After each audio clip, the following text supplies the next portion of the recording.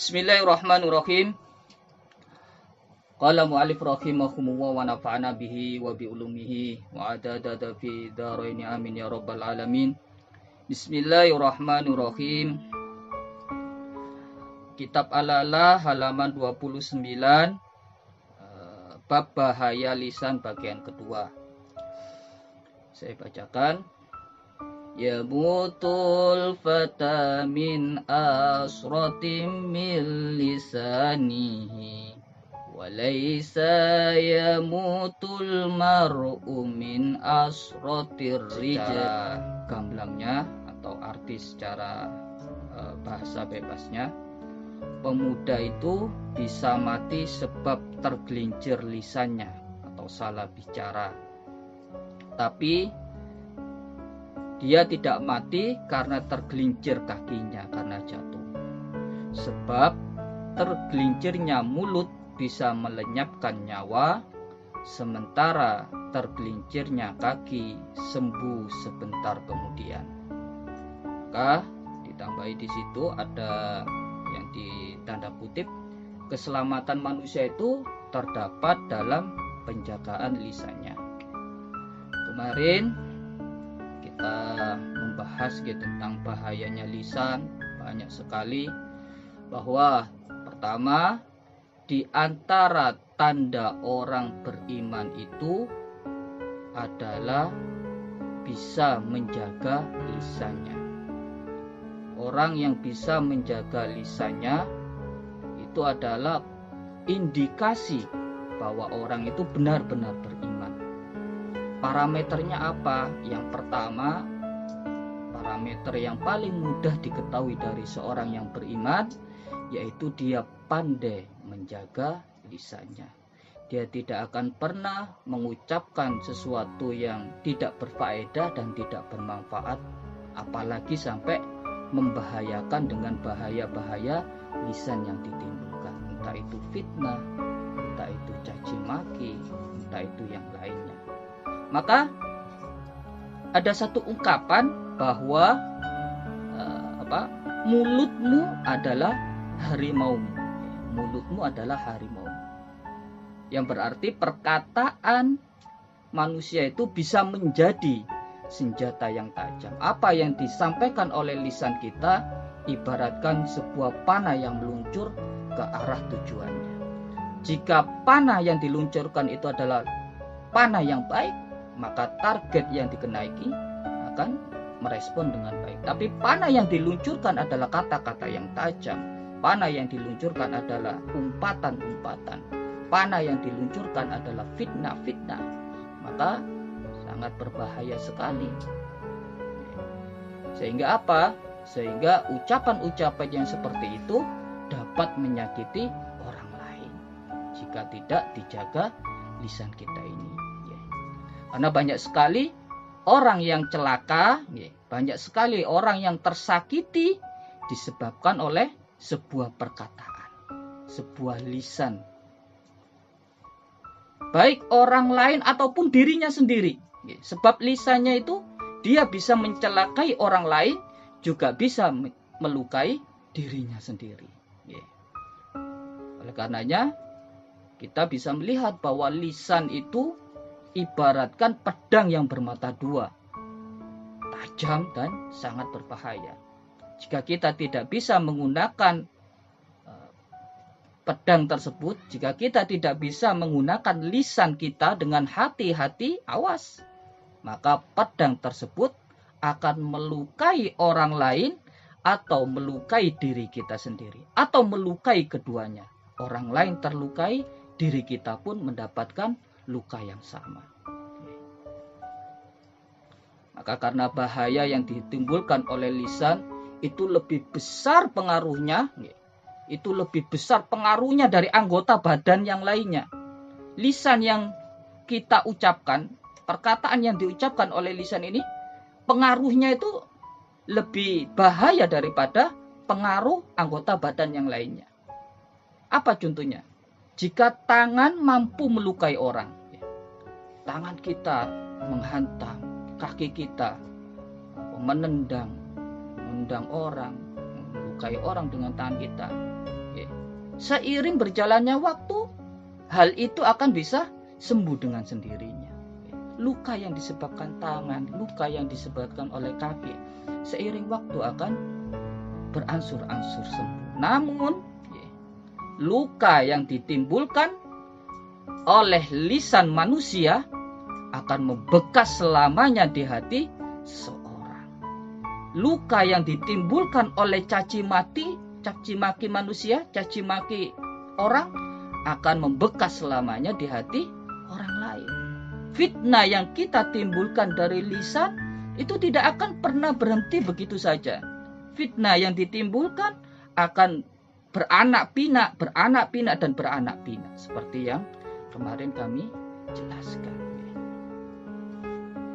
Tidak akan mudah bagi seseorang itu melupakan luka yang ditimbulkan oleh lisan. Kalau yang ditimbulkan oleh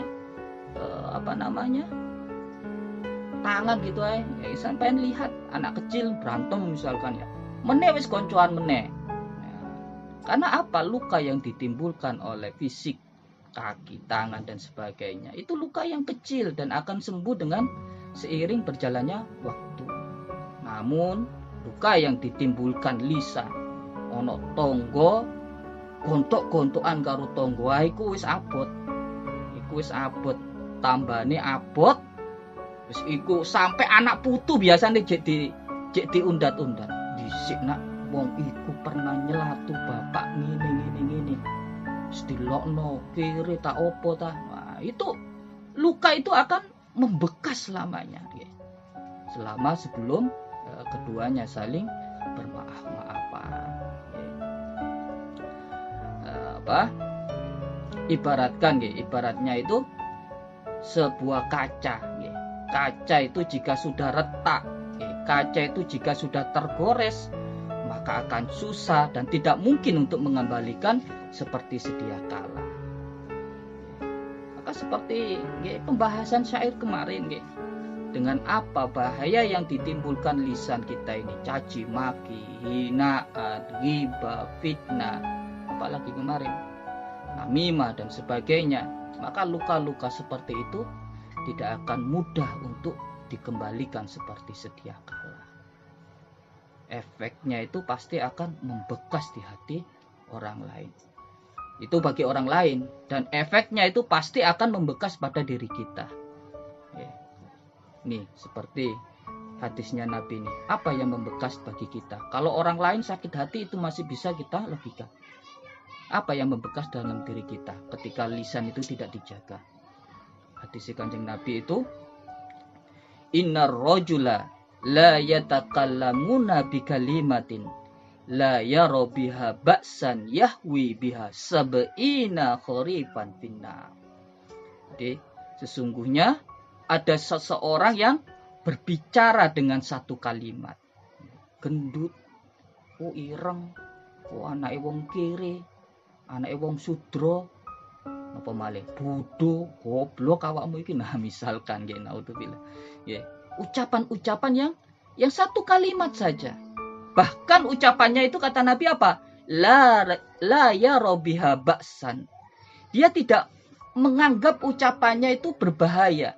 Tidak menganggap ucapannya itu berbobot, ala wis biasa. Ireng nandi. Congkreng nandi.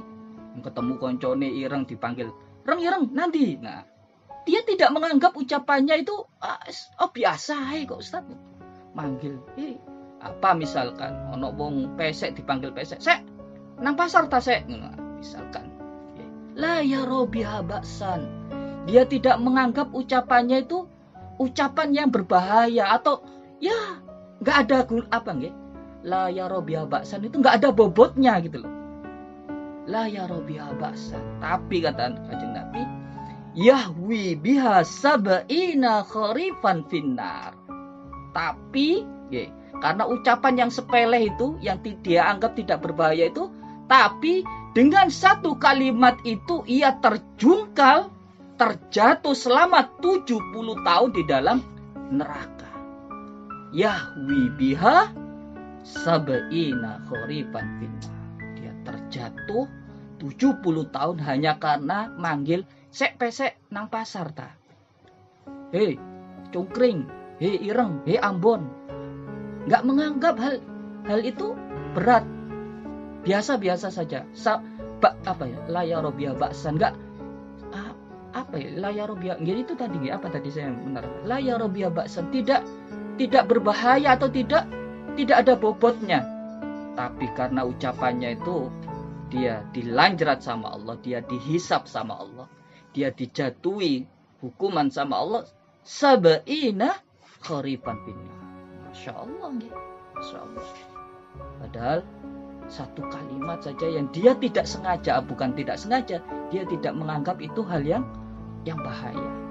Bagaimana jika itu hal yang lebih daripada itu? Memang benar-benar memfitnah, benar-benar misui, benar-benar berdusta, benar-benar mencelakai, namimah, atau yang lainnya. Bagaimana hal yang seperti itu? Padahal kalau la Robiah baksan, ucapan yang ya biasa-biasa saja, karena ucapannya itu meremehkan atau merendahkan orang lain, Yahwi biasa beina kharifan finnar, terjatuh 70 tahun. Kalau lebih daripada itu, ya jenengan angan-angan sendiri. Pak Ustadz, kita itu kadang nek sahabatan itu Pak Ustadz, sering kita ini bercandaan Pak Ustadz, namanya sahabatan, kita punya panggilan masing-masing Pak Ustadz. Yang gemuk kita panggil endut, yang kurus kita panggil cungkring Pak Ustadz, sing rada ireng manis kita panggil Ambon Pak Ustadz. Masa percandaan seperti itu saja tidak boleh Pak Ustadz? Iya, mungkin niatnya itu bercanda, niatnya itu cuma bercanda, tapi siapa yang tahu hati seseorang? Ada istilah itu, dalamnya lautan bisa diukur, hati seseorang siapa yang tahu. Kita nggak akan pernah tahu dia itu sakit hati apa enggak. Kita nggak akan pernah tahu dia tersinggung atau enggak. Siapa yang tahu hati seseorang? Tapi bercanda Pak Ustadz, iya, itu bercanda, iya. Sama seperti hadisnya Kanjeng Nabi tadi, la Robiah baksan. Tidak ada harganya atau tidak ada bobotnya, biasa saja Pak Ustadz, bercandaan, besti-bestian. Tapi karena bercandaan seperti itu, karena ucapan yang dia menganggap tidak terlalu berat, bisa jadi dia Yahwi biha sab'ina kharifan finnar. Tapi dia nggak marah kok Pak Ustadz, temenan Pak Ustadz. Dek ku dipanggil endut ngono guyang-guyu Pak Ustadz, sing cungkring, ya dia ketawa-ketawa saja Pak Ustadz. Iya, mungkin fisiknya dia tertawa. Kembali lagi, siapa yang tahu hati seseorang? Karena kita nggak akan pernah tahu hati seseorang. Kita tahu nggak kalau orang tertawa terus hatinya itu pasti gembira gitu. Ono wong mesem atine seneng padahal gila. Siapa yang tahu hati seseorang? Nggak akan ada orang yang tahu. Meskipun toh dipanggil endut dia nggak marah, dipanggil hitam dia mesem. Mungkin saja karena seringnya diledek, seringnya diejek, sampai ledekan seperti itu kebal pada dirinya. Kebal dilokno ireng, dilokno pesek, dilokno elek, ya wis kebal karena memang sejak kecil wis dilokno ngono, sing dingklang dilokno pincang, sudah kebal bagi dirinya. Tapi monggo diangat-angat, mari kita berpikir. Pada awalnya pasti tidak ada orang yang ridho untuk dipanggil pesek. Nggak ada orang yang mau untuk dipanggil ireng. Nggak ada orang yang mau dipanggil pincang, sumbing, juling, dan sebagainya. Gemoy, apalah. Nggak ada orang yang ingin terlahir pesek. Jenengan nek dikongkon milih ngono mesti pengen irung sing mancung kaya wong Arab. Jenengan nek dikongkon milih ngono mesti pengen terlahir putih bersih kaya sinten nggih, Lisa napa niku nggih, artis-artis Korea ngeten niku. Nggak ada orang yang pengen lahir terus kulitnya nggih, ngapunten misalkan agak hitam mengkilap atau apa gitu nggih. Nggak ada orang yang ingin terlahir pincang atau cacat fisik yang lainnya. Kok terus itu dipakai sebagai panggilan-panggilan, sebagai apa nggih? Sebagai hal-hal yang kurang baik untuk diucapkan. Nah, meskipun toh itu bercandaan, meskipun toh itu apa nggih? Besti-bestian barangkali, ataupun itu ucapan yang sekedarnya saja. Ingat tadi, la yahwi biha ba'syan, la yaro biha ba'san, yahwi biha sab'ina kharifan finnar. Karena ucapan yang sekedarnya itu, dia terjerumus di dalam api neraka selama 70 tahun. Maka jangan sampai kita ini terjerumus dalam caci maki. Gak usah panggil-panggil hal-hal yang tidak baik konotasinya. Kalaupun dia gendut, apa susahnya kita panggil nama? Kalaupun dia pincang, apa susahnya kita panggil kawan, sahabat, mas? Apa susahnya kita panggil nama? Ya. Kalau kita memanggil, ya itu konotasi-konotasi yang buruk, ya konotasi-konotasi yang merendahkan. Ya mungkin dia saat ini fisiknya ketawa-ketawa, mungkin fisiknya senyum-senyum, tapi nggak ada yang tahu isi hati seseorang. Meskipun toh dia itu memang benar-benar kebal, tapi kembali lagi pada awalnya tidak ada orang yang ridho untuk dipanggil dengan konotasi yang buruk tersebut. Nah, juga jangan sampai kita terjerumus sama dalam ghibah, mengungkit-ungkit kesalahan orang lain, menceritakan dosa orang lain, membuka aib orang lain. Anak Wak Paijo itu nikah lho jeng. Napa? Anak Wak Paijo itu nikah tapi meteng dhisik, married by incident. Atau anak Wak Paijo itu LKMD lho jeng. Apa LKMD? Lamaran kari meteng dhisik. Lantas kita timpali, misalkan kita timpali apa ya sancen wong tuane ku gak genah Mbak Yu, ancene wong tuane gak ngaji, gak mondok, duduk wong pondokan, duduk wong madrasah. Aduh, Masya Allah, hati-hati sekali gitu. Itu ucapan yang bahaya sekali, itu ucapannya ya. Kalau kita sudah kedengaran ghibah, gak usah direken, nggih. Karena ghibah kemarin yang kita terangkan, ghibah itu nular. Ghibah itu nular. Oh, orang nggak ada niatan ghibah, tapi ketemu orang ghibah. Mbak Yu, anak Wak Paijo meteng dhisik lamaran kari. Kita yang mendengar itu biasanya secara nggak langsung, oh gitu ya. Nah, ngangguk-ngangguknya kita ini ghibah. Ngangguk-ngangguknya ini kita ghibah. Pak Ustadz, aku mek ngangguk-ngangguk tok, iku podo ae ghibah. Itu ghibah. Nggak ada orang ghibah itu sendirian ngomong karo tembok, "Wah, anak Wak Paijo meneng." Ya iku duduk wong ghibah, iku wong gendeng. Karena dia ghibah makanya mencari teman. Nah, itu bahaya sekali, apalagi sampai kita tanggepi dengan konotasi jelek. Wah, jane wong tuane gak genah, gak iso didik anak, gak iso ngeramut anak wedok. Nah, itu wis bahaya sekali itu. Gak bahaya ta? Bahaya. Apa bahayanya? Kata Kanjeng Nabi, man ayyara akhahu bidzambin lam yamut hatta ya'malu. Nabi itu pernah memberikan sabda pada kita siapa yang menjelek-jelekkan saudaranya karena suatu dosa, ono wong nglakoni dosa, ono wong anake nglakoni dosa, ono wong apalah yang dia itu berdosa. Terus lam yamut hatta ya'malu. Orang-orang yang berdosa itu terus kita timpali, kita ejek-ejek, kita hina-hinakan. Lam yamut hatta ya'maluhu. Maka ia tidak akan mati, kata Rasulullah. Dia nggak akan pernah mati kecuali melakukan atau mengamalkan dosa yang sama. Itu bahaya sekali. Makanya ketika kita mendengar gosip, mengenar ghibah. Bapak ijo iku anake wis talbayu wis ngurusane dhewe-dhewe, wis ngono ya ngono, wis dadi pelajaran gawe awake dhewe. Nah, itu yang terbaik. Artinya apa? Kita mengingatkan wis tak usah ghibah.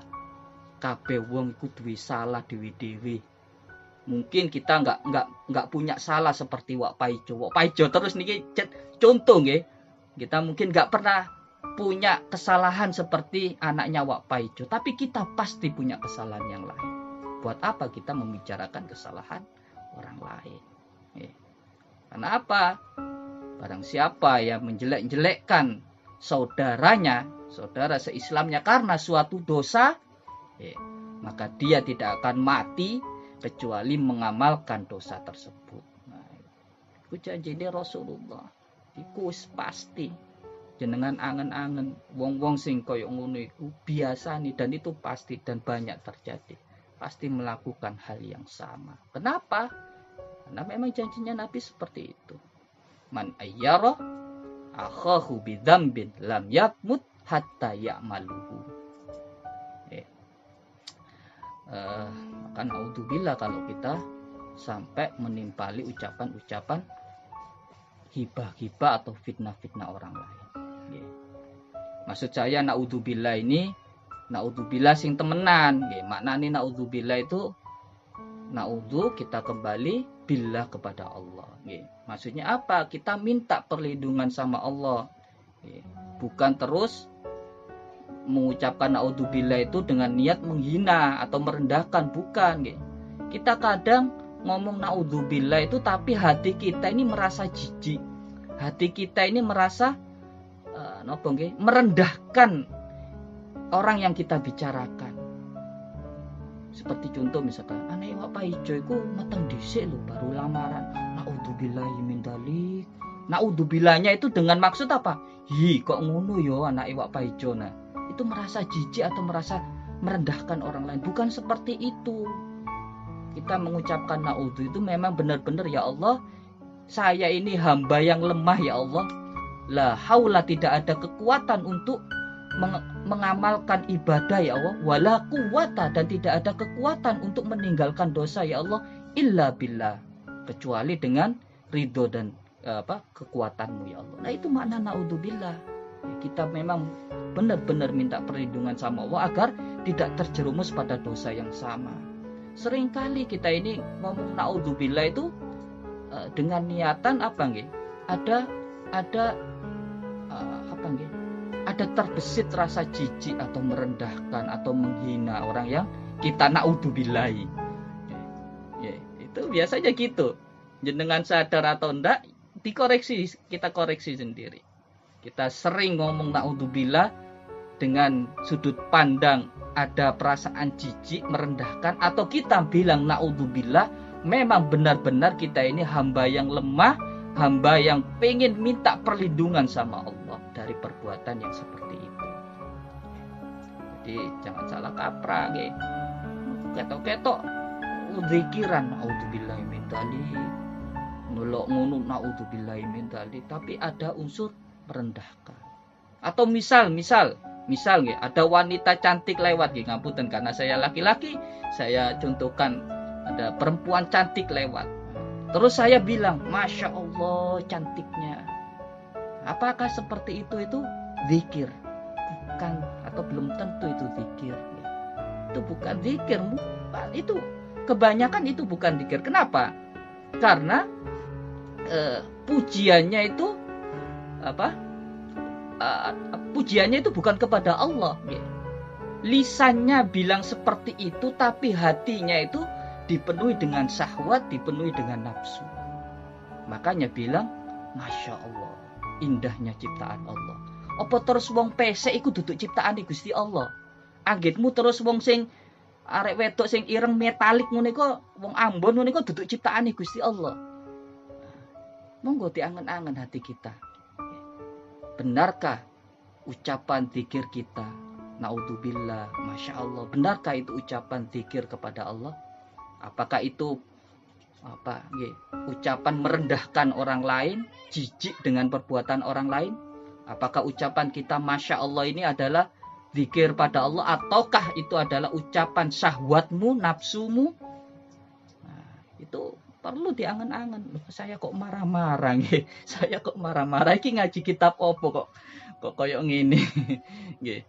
Ini seperti itulah nggih. Kadang kita ini menjaga iman itu gampang-gampang susah.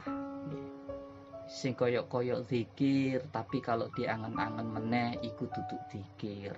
Iku cuma pengen ngenyek wong liya secara syar'i, ketok-ketok syar'i, tapi ngenyek wong liya.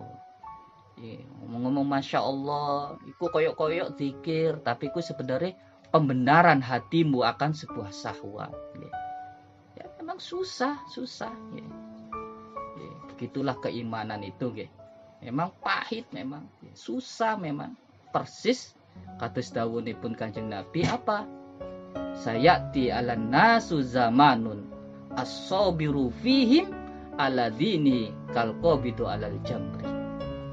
Nabi itu sudah menjelaskan, dulu banget sudah menjelaskan akan datang kepada manusia sebuah zaman. Sayati 'alan nasi zamanun as-sabiru fihim ala dinihi. Orang yang berpegang teguh pada agamanya, kalqabidi alal jamri, seperti orang yang memegang bara api. Dipegang panas, dilepas akan padam keimanan itu. Apa yang kita lakukan itu? Pegang banget panas. Kalau kita lepaskan bara api ini, keimanan ini pasti akan padam. Ya, yang paling baik apa? Ya kita minta perlindungan sama Allah, karena ucapan la haula wala quwata itu adalah ucapan penghambaan seorang hamba meminta perlindungan kepada Tuhannya. Ya Allah, saya adalah hamba yang lemah, la haula, tidak bisa kita ini beramal ibadah ya Allah kecuali Engkau beri pertolongan untuk mengejarkan amal ibadah, wala quwata, dan kita ini ya Allah hamba yang lemah ya Allah. Bagaimana kita bisa kuat ya Allah? Saya satu dilawan nafsu, dilawan syahwat, belum lagi diitik-itiki setan, dibisik-bisiki setan. Lemah sekali ya Allah. Wala quwata illa billah. Hanya dengan kekuatanmu ya Allah kita bisa beribadah, kita bisa meninggalkan kemaksiatan atau kezaliman. Oke. Maka kita kembali lagi nih. Kembali kepada pembahasan di atas nih. Maka siapa yang bisa siapa yang bisa menjamin diri kita? Siapa yang bisa menjamin putra-putri kita tidak terjatuh, tidak terjerumus pada hal-hal yang sama? Wak paijo nglakoni koyo ngono anake. Siapa yang bisa menjamin anakku pasti gak akan seperti itu? Belum tentu. Tidak ada yang bisa menjamin. Siapa yang bisa menjamin? Siapa yang bisa menjamin anaknya Pak Yai nggak akan terjatuh seperti anaknya Wak Paijo? Nggak ada yang bisa menjamin. Karena ya kembali lagi la haula wala quwata illa billah. Oleh karenanya apa? Tadi diperingatkan Nabi, maka orang-orang yang menghina atau membicarakan aib-aib saudaranya, maka ia tidak akan mati kecuali mengamalkan dosa tersebut. Saya ini pernah, seringlah kita ini mendapatkan contoh-contoh yang seperti itu. Ngenyek wong, mari ngono dhewe nglakoni. Pasti kita pernah melihat hal yang seperti itu. Saya itu pernah melihat orang itu, ada orang yang ya sudah tua lah. Dia itu melihat anak muda semiran, rambutnya menyalah, semiran. Apa? Dikomentari karo dia. Wis ireng, dicat aneh-aneh rambutnya, koyok londo kampung, bla bla bla bla bla. Intinya itu dia menghina anak muda ini. Wis dadi wong ojo aneh-aneh ngono, rambut dicat abang ijo kuning koyok lampu disko, lampu merah. Tapi apa yang terjadi? Beberapa bulan kemudian saya melihat sendiri orang tua yang menghina anak muda tadi, besoknya itu rambutnya juga semiran hal yang sama seperti yang dihina tadi loh. Nek wis koyo ngono ya apa? Dhisik ngenyek-ngenyek, saiki malah melok-melok. Nek cek enom, cek lumayan ya. Nek wis tuwa kok melok sembilan iki rada aneh gitu. Nggih, Masya Allah, tapi ya itu tadi, nggih. Itu tadi. Kita ini nggak usah sampai menghinakan orang. Buatlah cerita ini sebagai contoh bagi diri kita, nggih. Hati-hati dengan lisan kita. Jangan sampai kita ini mengungkit-ungkit atau menghina-hina perbuatan atau kesalahan orang lain, karena belum tentu kita juga tidak akan terjatuh pada hal yang sama. Maka kata Kanjeng Nabi itu, bahkan bisa jadi orang yang menghina-hina seperti itu dia tidak akan pernah mati sebelum mengamalkan hal yang sama. Maka mari kita berhati-hati dalam bicara, nggak perlu nguneni wong, nggak perlu mencaci maki orang, jangan menghina orang, jangan menggibah orang, karena bisa jadi ucapan itu akan kembali pada diri kita. Tidak ada gunanya ketika kita ini mengomentari kesalahan orang lain. Apa terus kalau kita komentari anak iwak paijo itu terus kita jadi walinya Allah? Kan belum. Kita juga nggak mungkin seperti itu.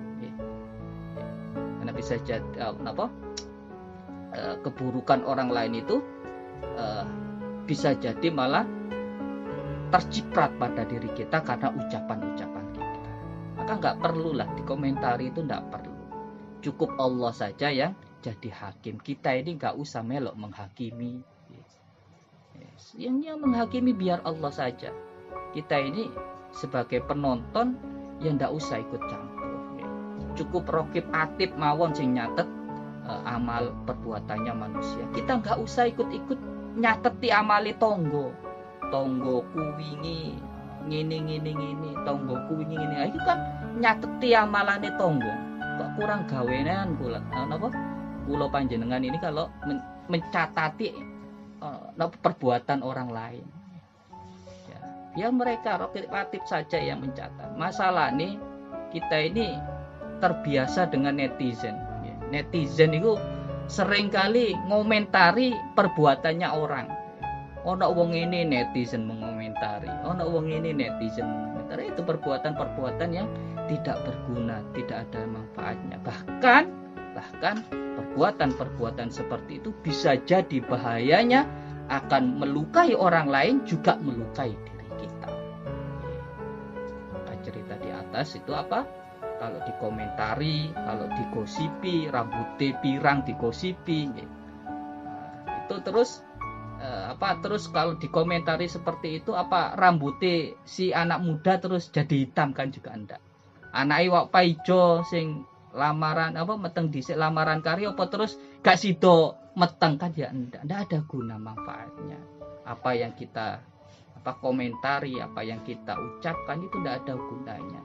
Yang berhak menghakimi cukup Gusti Allah saja. Kita ini enggak perlu mengomentari apa-apa. Kalaupun kita ini berkenan, kalaupun kita ini sanggup, maka kewajiban kita sebagai orang muslim menasihati kalau perbuatan itu salah. Kalau kita tahu ada hal yang salah, maka cukup kita kewajiban kita memberikan nasihat yang benar. Karena Allah dawuh fadzakir inna fa'atid dzikra. Maka berilah peringatan karena peringatan itu akan bermanfaat. Jika kita tidak bisa, cukup doakan saja agar mendapatkan hidayah. Kalau orang itu kita melihat orang berbuat salah, nggak perlu dikomentari. Kalau bisa dinasihati, kita nasihati. Kalaupun kita tidak mampu, cukup kita doakan. Sudah beres. Nggak perlu menghakimi, nggak perlu mencaci. Cukup dinasehati, atau kalau tidak bisa cukup diberi doa saja. Maka kesimpulannya apa? Kesalahan lisan itu lebih berbahaya dari kesalahan anggota badan yang lainnya. Kalau kaki, kalau tangan bisa memukul, bisa menendang, maka luka dari pukulan, luka dari tendangan itu bisa berangsur-angsur pulih dengan berjalannya waktu. Tapi kalau kesalahan yang ditimbulkan oleh lisan, maka bahayanya bisa bertahun-tahun, bahkan bisa berakibat yahwi biha finnar, bisa terjerumus pada siksa api neraka. Dan semoga kita terakhir nggih, semoga kita selalu mendapatkan lindungan dari Allah nggih, dari penyakit-penyakit lisan lainnya. Nggih, ngapunten karena memang sudah jam 4.45 seperti yang kita harapkan bersama nggih. Sudah waktunya sudah habis. Barangkali ada yang mau ditanyakan, monggo, kalau enggak kita tutup sama-sama.